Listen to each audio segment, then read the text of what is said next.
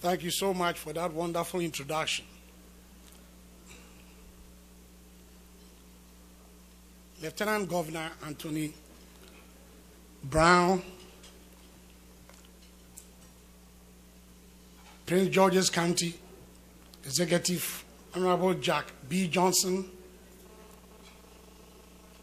colleague, excellencies, distinguished ladies and gentlemen, all protocol observed. Let me begin by expressing my profound appreciation to the Prince George's County Executive Honorable Jack Johnson and his team for this invitation. My gratitude to each and every one of you for being here tonight. Africa is indeed immensely appreciative to the present U.S. government with bipartisan congressional support for setting a record in developing a formidable framework for economic development in Africa. The Millennium Challenge Account, the Overseas Private Investment Corporation Private Equity Fund totaling $1.2 billion, continuation of AGOA, more African countries becoming eligible for U.S. Exim Bank facilities, and the biggest humanitarian effort to combat HIV, malaria, tuberculosis to the tune of $48 billion for the next 5 years. These, among others, have set a workable standard, and Africa will accept no less from future U.S. administrations. Africans want to be active partners with the United States. Nevertheless, the old Tarzan mentality about Africa, coupled with the international media's concentration mainly on the negatives, poses a serious challenge. Ladies and gentlemen, if there's one lesson you need to learn from this summit, it should be that there is a new, positive Africa. Most Africans and their governments accept good governance as a bedrock for economic development.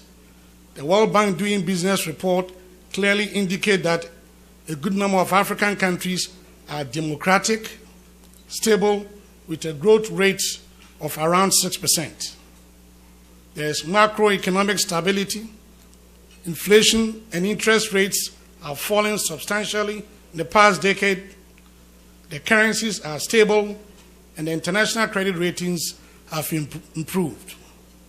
These countries include Ghana, Mali, Benin, Senegal, Nigeria, Kenya, Rwanda, Tanzania, Zambia, Botswana, Mozambique, Namibia, South Africa, Angola, and others. African governments have put in business incentives which should be taken advantage of. We have constitutional guarantee of transfer of dividends, land banks, free trade zones, where if you export part of your products, you get tax incentive in addition to duty-free, quota-free. We also have reduced corporate taxes, and I'll use my country as an example. 10 years ago, it used to be 35%. We brought it down to 25%, and next year it's going to be 15% and going down. We are now integrating on regional basis, and therefore our markets are increasing. In the West African region through ECOWAS, we have a market size of 260 million people.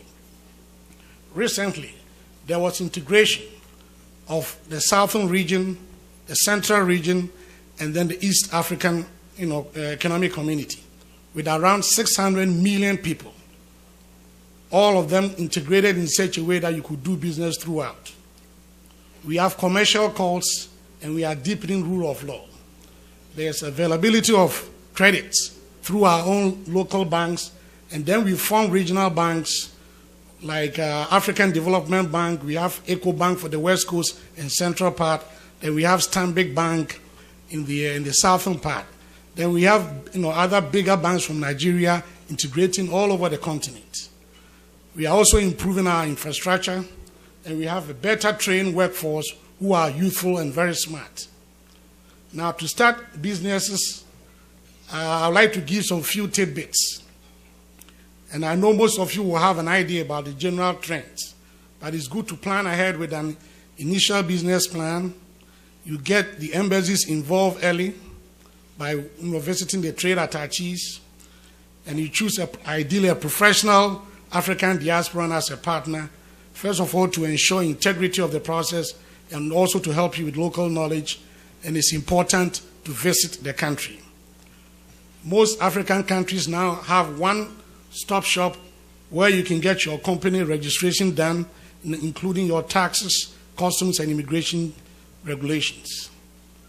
In the new Africa, they do due diligence because we will check your financial capability, your technical know-how, and your track record as basic threshold. So if you try shortcuts, that's when you get into trouble.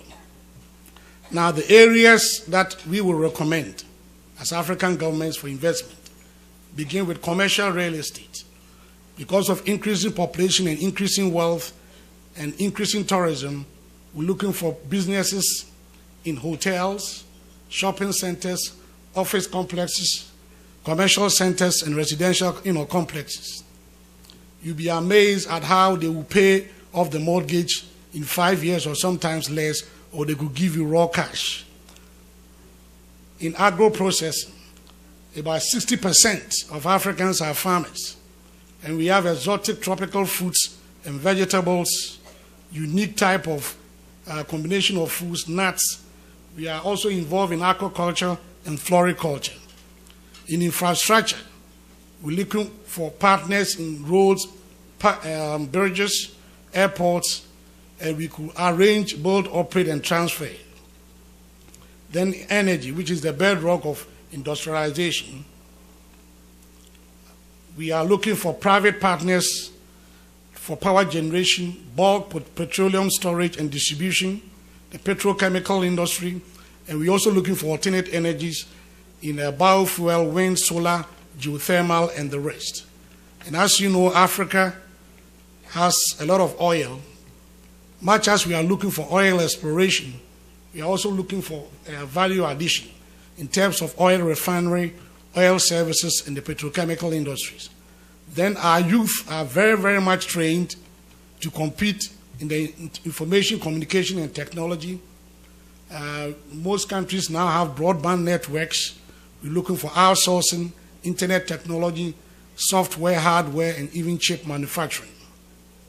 In small manufacturing, my sister from the U.S. Trade Rep has already given you an idea through AGOA with textiles, but we're looking for car parts, medical supplies, fertilizers, building materials, home decor, and so on. In the extractive industry, in addition to oil, we have gold. Ghana is the second largest, South Africa is the first. We have them in abundance, but instead of the raw extraction, we're now looking for refineries and jewelry production because it adds values and help us, create jobs, which is an effective means to reduce poverty. We are also looking for investors who will polish diamond. Botswana has started, Ghana has started with an African American, and we are looking for more business in that arena. In other services, the finance services, as I've already alluded to, in the banking industry and other associated financial parts are very, very, very important. Some African countries, including Ghana, have already started offshore banking. We are also looking for the service industry in shipping, insurance, and trading of nurses and ICT personnel.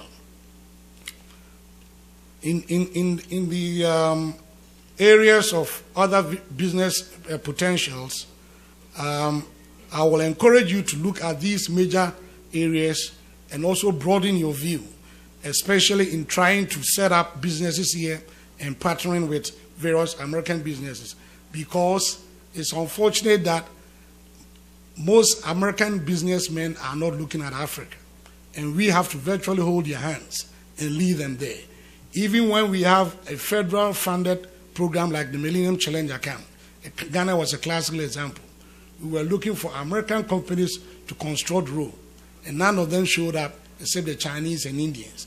And it's about time that changed. So that is a challenge those of us in the diaspora to take charge.